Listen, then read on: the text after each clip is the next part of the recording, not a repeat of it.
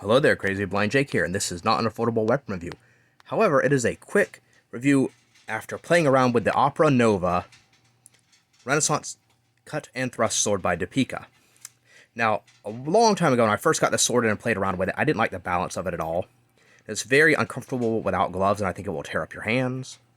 However, someone had commented about it on my old video of this, and I said, you know what? I need to get back into playing around with my weapons a little bit. So I went outside, slapped on some gloves, grabbed a Talhofer buckler, and slayed me some cardboard.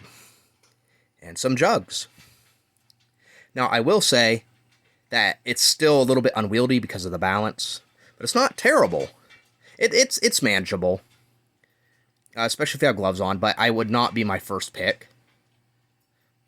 But it's pretty cool because I got to practice, cutting and thrusting, using the finger rings and not using them, using the guard to punch with, practicing using a buckler in the other hand, which I'm not very good at, but it was fun to play around.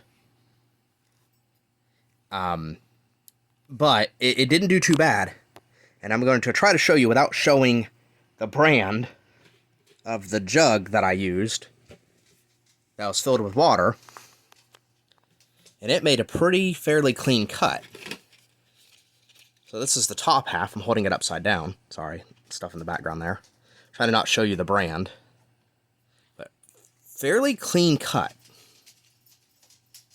And that was one good stroke. I wasn't holding the buckler in the other hand when I did this one. I just gave it a good old heave-ho of a swing, and it did way better than I expected. Here's the bottom half. Again, I'm trying to not show off the brand, so I don't want to get in trouble for copyright or none of that jazz.